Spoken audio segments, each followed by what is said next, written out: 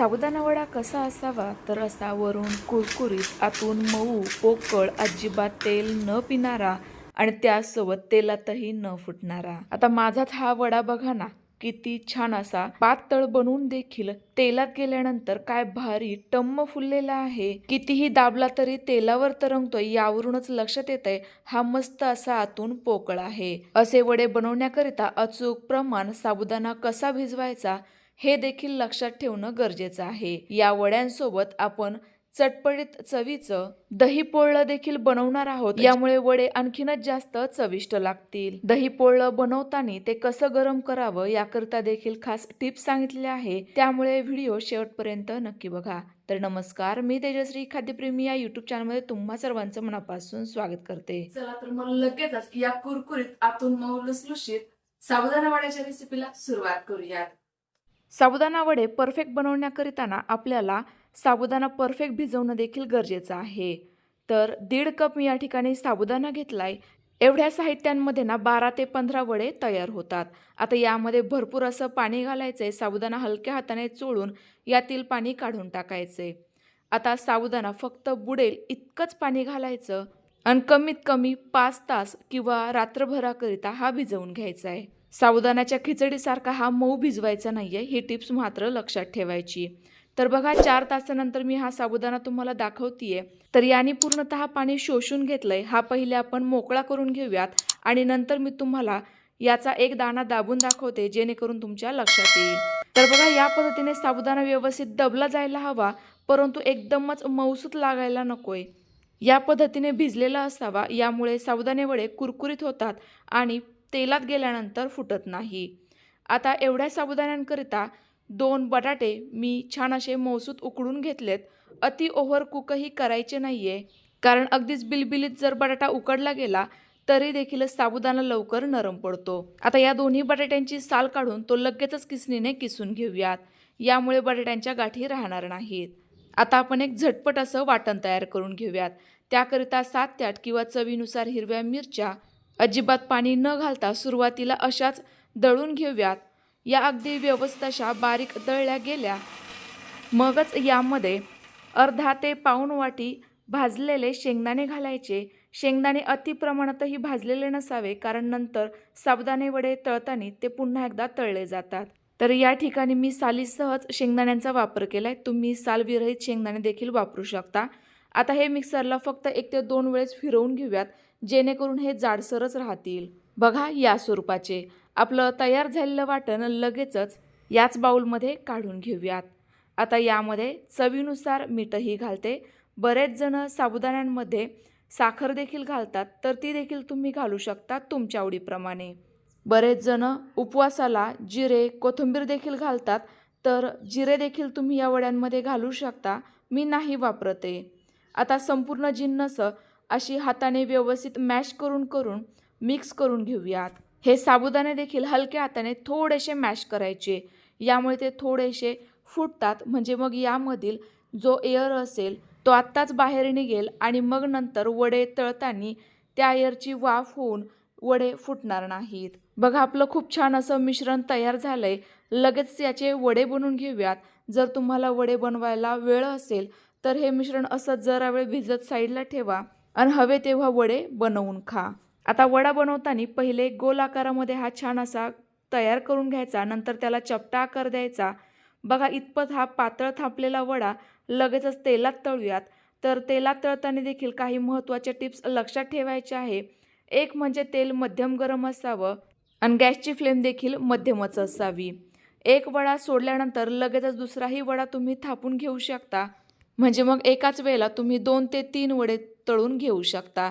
यामुळे तुमचा वेळ आणि मेहनत नक्कीच वाचेल। आता माझी कढाई छोटी असल्यामुळे मी एका वेळेला 2च वडे सोडतीये। आता हे तेलात सोडलेले वडे जोपर्यंत आपोआप तेलावर तरंगायला लागत नाही किंवा हलकेसे सेट झाल्यासारखे तुम्हाला वाटत नाही, तोपर्यंत यांना अजिबात पलटी करायचं नाही, नाहीतर मग साबुदाणे तेलामध्ये विस्कळीत होऊ शकता। हे व्यवस्थित तेलात सेट झाल्यासारखे वाटले की मगच पलटून द्यायचे आणि दुसऱ्या साईडने तळून घ्यायचे। असं आपल्याला 1 ते 2 वेळेला अलटपलट करून हे साबुदाणे वडे छान अशा खरपूस खमंग रंगावर तळून घ्यायचे आहेत। लक्षात घ्या, यावेळेला गॅसची फ्लेम मध्यमच ठेवा, कमी किंवा अजिबात फुल नसावी. कमी असल्यास साबुदाणे वडे फुटू शकतात, तर फुल गॅसवर हे वडे व्यवस्थित तळले जाणार नाही, आतमध्ये कच्चेच राहतील. आता तुम्ही हे साबुदाणे वडे बघू शकता, काय मस्त असे तेलावर तरंगायला लागलेत. छान असे फुललेले आहेत, रंगही सुरेख आलाय. म्हणजेच आपले साबुदाणे वडे तळून तयार झाले आहेत. साबुदाणा तुम्हाला छान असा मोत्यासारखा फुललेला दिसत असेल, यावरून तर लक्षात येतच आहे. अशाच पद्धतीने आपण पटापट उरलेले संपूर्ण वडे तयार करून तळून घेऊ शकतो. साबुदाणे वडे बनवणं तसं खूपच सोपं आहे, फक्त काही महत्त्वाच्या टिप्स लक्षात ठेवायच्या आहे. आणि साबुदाणा देखील अति जास्त पाण्यामध्ये भिजवून घ्यायचा नाही, यामुळे तो तेलामध्ये फुटत नाही आणि साबुदाणे वडे देखील छान असे कुरकुरीत तयार होतात. तर बघा, मी दुसरीही बॅच काय भारी अशी तळून घेतली आहे. अजिबात साबुदाणे फुटत नाही आहे किंवा मग आपले वडे देखील अति जास्त प्रमाणात तेलही पित नाही आहे. खूप मस्त असे कुरकुरीत तयार होत आहेत. हे वडे छान असे तेलावर तरंगायला लागले की समजायचे आपले वडे खूप छान असे आतून पोकळ आहेत आणि कुरकुरीत देखील तयार झाले आहेत. आता लवकरच आषाढी एकादशी येते, तर तुम्ही देखील नक्की हे साबुदाणे वडे तयार करून बघा आणि तुम्हाला आलेले अनुभव माझ्यासोबत नक्की शेअर करा. एवढ्याशा या मिश्रणामध्ये खूप सारे साबुदाणा वडे हे तयार होतात. तुम्ही साबुदाणे वडे थापून देखील ठेवू शकता आणि हवे तेव्हा गरमागरम तळून खाऊ शकता. आता या वड्यांसोबत खाण्याकरिता आपण दही पोळलं कसं बनवायचं ते बघूयात. तर बघा, मी घरीच काल रात्री हे ताजं घट्टसर असं दही बनवलेलं होतं. असं घट्टसर दही कसं बनवायचं ना, याची देखील रेसिपी मी तुमच्यासोबत अगोदरच शेअर केली आहे. नक्की बघा किंवा मला कमेंट्स करा, मी तुमच्यासोबत लिंक शेअर करते. आता हे घेतलेलं घट्टसर दही पहिले विस्करणे छान असं मौसूद करून घ्यायचे, फेटून घ्यायचे. मगच यामध्ये 2 चिमूट मीठ आणि 2 ते 3 चमचे साखर घालायची. साखर तुमच्या आवडीप्रमाणे कमी अधिक करू शकता. अगदी पाव कप पाणी घालूयात, कारण माझं हे दही अतिच प्रमाणात घट्टसर आहे, ते थोडंसं सैलसर हवं त्यामुळे. पुन्हा एकदा व्यवस्थित मिक्स करून घेते आणि जरा वेळाकरिता साईडला ठेवून देते, कारण आपल्याला एक छोटंसं वाटण बनवून घ्यायचं आहे. त्याकरिता 4 हिरव्या मिरच्या आणि पाव कप भाजलेले शेंगदाणे मिक्सरला जाडसर फिरवून घेतले, अजिबात पाणी न घालता. लगेचच फोडणीकडे वळूयात. तर त्याकरिता फोडणी पॅनमध्ये 2 चमचे साजूक तूप छान असं गरम करून घेतलंय. यामध्ये पाव चमचा जिरे घातले. जिरे छान असे फुलू द्यायचे, पण तुम्ही जर उपवासाला जिरे खात नसाल, स्किप केले तरीही चालेल. जिरे छान असे फुलले की मगच यामध्ये तयार केलेलं हे वाटण घालायचे. छान असं खमंग खरपूस परतवून घ्यायचं. यामुळे मिरचीमधील कच्चेपणा दूर होतो आणि दही पोळ्याला देखील छान असा खमंग सुवास आणि टेस्ट येते. लगेचच हे फेटून घेतलेलं दही देखील घालूयात.